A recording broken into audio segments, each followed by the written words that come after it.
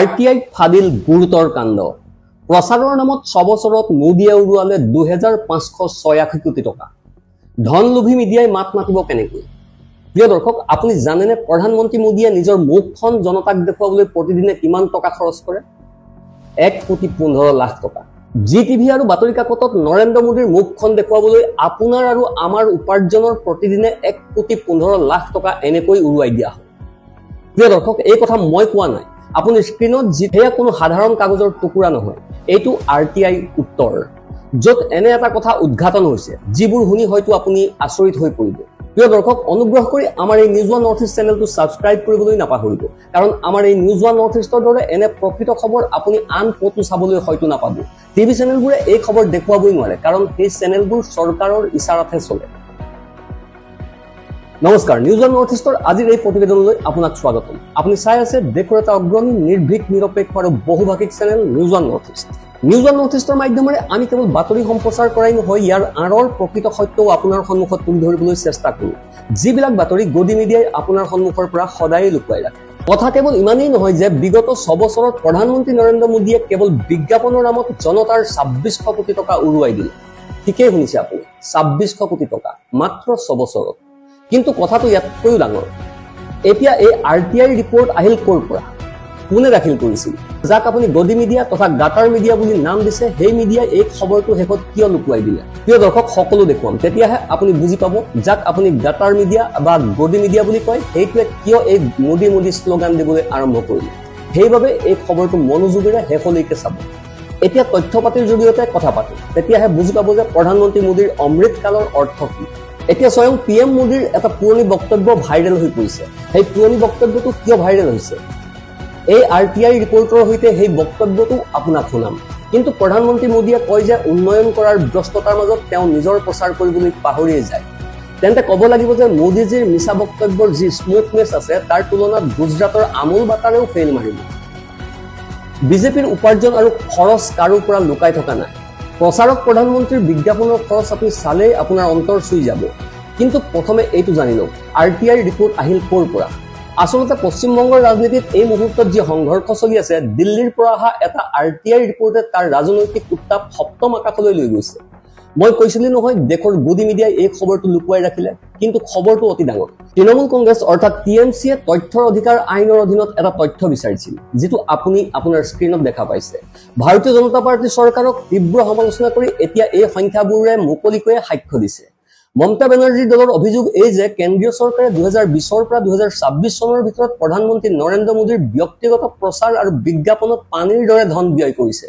এতিয়া RTI এই হতচকিত কৰি দিয়া পৰিসংখ্যাবোৰলৈ লক্ষ্য কৰক 2586 কোটি টকা এইটো সেই পৰিমাণ যিটো মোদী চৰকাৰৰ নিজৰ বিজ্ঞাপন সংস্থাই মাত্ৰ 5 বছৰত টিভি ৰেডিঅ' প্ৰিণ্ট হোৰ্ডিংছ আৰু ডিজিটেল মাধ্যমৰ জৰিয়তে নিজৰ প্ৰচাৰত খৰচ কৰিছে এইটো TMCৰ সাংসদ সাকেত গোখলেৰ অফিচিয়েল তথ্য তেওঁ এই RTI টুইট কৰিছে চাওক ইয়াত সম্পূৰ্ণ বিৱৰণ দিয়া আছে এতিয়া মই এই বিৱৰণটো পঢ়ি কওঁ মোদীজীৰ প্ৰচাৰৰ খৰচ চাওক জনতাৰ 2586 কোটি টকা কেনেকৈ উৰুৱাই দিয়া হৈছে টিভি আৰু ৰেডিঅ'ত 936 কোটি প্ৰিণ্ট মিডিয়াত 796 কোটি হোৰ্ডিংছত 584 কোটি ডিজিটেল আৰু ছ'চিয়েল মিডিয়াত 270 কোটি প্ৰিয় দৰ্শক এতিয়া অলপ পঢ়ক আপোনাক এটা কথা মনত পেলাই দিওঁ এইটো কেৱল এটা সংস্থাৰ তথ্য ইয়াত আন মন্ত্ৰালয় PSU আৰু দলীয় বিজ্ঞাপন খৰচ অন্তৰ্ভুক্ত নহয় আসল সংখ্যা ইয়াতকৈ অধিক এতিয়া আপুনি এইটো নাভাবিব যে কথাটো ইয়াতেই শেষ মোদীজীৰ বিজ্ঞাপনৰ নামত ইমান কোটি কোটি টকা উৰুৱাই দিয়া হৈছে যে আপুনি কল্পনাও কৰিব নোৱাৰিব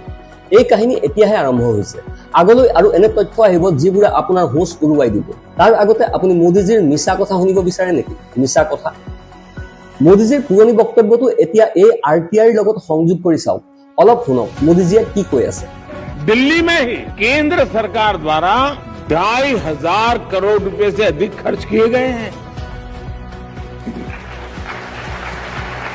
ये जितनी चीजें मैंने गिनाई ना आप बताइए कितने रुपयों की मुझे एडवर्टाइजमेंट देनी चाहिए थी कितने अखबार के पेज भरे पड़े अखबार में मोदी फोटो चमकती हो और कितने दे देते इतना सारा काम मैं अभी जो गिना रहा हूं अभी तो बहुत कम गिना रहा हूँ वरना समय बहुत ज्यादा था। 29 ছেপ্টেম্বৰত গুজৰাটৰ ভাৱনগৰত অনুষ্ঠিত এখন সমাৱেশত মোদীজীয়ে এটা জুমলা মাৰি কৈছিল যে আমি ডাঙৰ ডাঙৰ উন্নয়নমূলক কামৰ প্ৰচাৰত বৃহৎ ধন অপচয় কৰা নাই।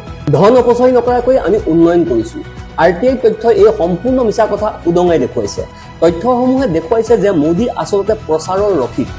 উদাহৰণস্বৰূপে RTI ৰিপৰ্টে জনাইছে যে এপ্ৰিল 2020ৰ পৰা জানুৱাৰী 2021ৰ মাজত যেতিয়া সমগ্ৰ দেশ স্থবিৰ হৈ আছিল, মনত পেলাওক সেই সময়ত কৰোনা কাল চলি আছিল। যেতিয়া আপুনিও ঘৰতে আছিল তেতিয়া মোদীজী প্ৰচাৰত ব্যস্ত আছিল। প্ৰচাৰক প্ৰধানমন্ত্ৰীয়ে প্ৰচাৰত পানীৰ দৰে ধন ব্যয় কৰি আছিল আৰু সেই সময়তো মোদী চৰকাৰে বিজ্ঞাপনৰ বাবে 212 কোটি টকা উৰুৱাই দিছিল। হয়, আপুনি একেবাৰে ঠিক শুনিছে। যেতিয়া PM গৰীব কল্যাণ যোজনাৰ অধীনত এটা গৰীব পৰিয়ালক মাত্ৰ 500 টকা মাহিলী দিয়া হৈছিল, তেতিয়া সেই সময়ত 200 কোটিতকৈ অধিক টকা মোদীজীৰ মুখখন প্ৰচাৰ কৰাত ব্যয় কৰা হৈছিল। কথা কেৱল ইমানেই নহয়, এতিয়া যি শেহতীয়া RTI ৰিপৰ্ট আহিছে, যাৰ কথা আমি উল্লেখ কৰি আছো, মোদীজীৰ PRৰ ওপৰত ব্যয় হোৱা জনতাৰ ধনো দ্ৰুতগতিত বৃদ্ধি পাইছে। ডিজিটেল বিজ্ঞাপনৰ খৰচ কিমান? 14 কোটি। 2020-21ৰ পৰা এইটো বৃদ্ধি পাই 131 কোটি হৈছে। 2025-26ত প্ৰায় 10 গুণ বৃদ্ধি পাইছে। প্ৰিণ্ট মাধ্যমত কেৱল 2025-26 চনত 338 কোটি। এইটো পূৰ্বৱৰ্তী বছৰৰ তুলনাত 4 গুণ। এই কথাই প্ৰত্যেক কৰদাতাক চিন্তিত কৰি তোলা উচিত, যিয়ে চৰকাৰক ধন দিয়ে। প্ৰিয় দৰ্শক, আপোনাৰ মনলৈ প্ৰশ্ন আহিব যে কোনবোৰ সংস্থাক এই 2586 কোটি দিয়া হ'ল? চৰকাৰী বিজ্ঞাপনেই সেই মাধ্যম যাৰ জৰিয়তে মোদী আৰু অমিত শ্বাহে বিজেপিৰ মিডিয়াক নিয়ন্ত্ৰণ কৰে।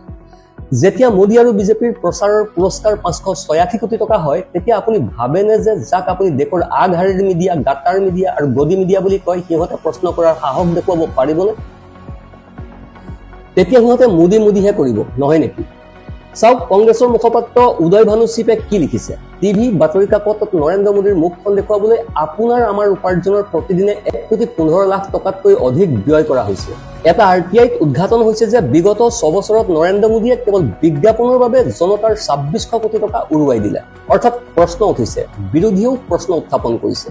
প্ৰতি মিনিটতে মোদীয়ে নিজৰ প্ৰচাৰৰ বাবে ধন উৰুৱাই আছে।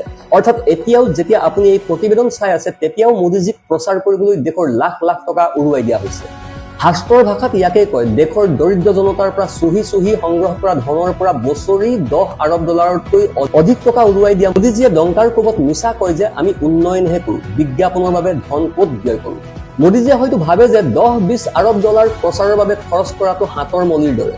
হয়তো তেনেকৈয়ে ভাবে। সেইবাবেই কলা ধন আনিম বুলি কোৱা প্ৰতিজন ভাৰতীয়ক দিয়া জুমলাবোৰ তেওঁ চকুৰ পলকতে মচি পেলাইছে। প্ৰশ্নটো হ'ল, তলৰ পৰা ওপৰলৈকে প্ৰচাৰত ডুব যোৱা এনে প্ৰচাৰক প্ৰধানমন্ত্ৰী আৰু দেশৰ গদি মিডিয়াই কোনো চৰকাৰৰ ওপৰত, কোনো নেতাৰ ওপৰত, কোনো প্ৰতিষ্ঠানৰ ওপৰত ইয়াত প্ৰশ্ন কৰা দেখা যাব নেকি? ব্যৱস্থাটোক লৈ কোনো প্ৰশ্ন উত্থাপন কৰিব পাৰিব নেকি? নিশ্চয় দেশৰ জনতাক দুৰ্বল বুলি ভবা হৈছে। যদি তেনেকুৱা নহয়, তেন্তে ইমান ধন পানীত উৰুৱাই দিয়াৰ পাছতো মোদীজীয়ে এই কথা ক'ব যে আমিতো উন্নয়নহে কৰি আছো, প্ৰচাৰত ক'ত ধন খৰচ কৰিলো? প্ৰিয় দৰ্শক, এতিয়া এই সমগ্ৰ বিষয়টো লৈ আপোনাৰ মতামত কি? আপুনি কি ভাবে এই প্ৰচাৰৰ ধন কাৰ ধন?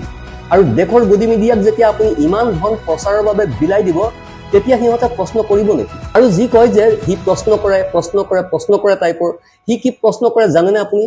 এই তোখামোদকাৰীবোৰকেই ডাঙৰ ডাঙৰ চেনেলবোৰত ডাঙৰ ডাঙৰ এংকৰ হিচাপে বহুৱাই দিয়া হৈছে। এইটোৱেই হৈছে আচল খবৰৰ সত্য। এই সংখ্যাবোৰৰ মাজত বহু কথাই লুকাই আছে। এই সমগ্ৰ বিষয়টোক লৈ আপোনাৰ মতামত কি? আপুনি কি ভাবে? মোদীজীয়ে নিজৰ প্ৰচাৰত ইমান ধন কিয় উৰুৱাই দিলে? মোদী আছে যদি সকলো সম্ভৱ। আপোনাৰ মতামত আমাক কমেণ্ট বক্সত নিশ্চয় জনাব। ভিডিঅ'টো ভাল লাগিলে লাইক কৰিব, চেনেলটো ছাবস্ক্ৰাইব কৰিবলৈ নাপাহৰিব। Bureau report, news One North east.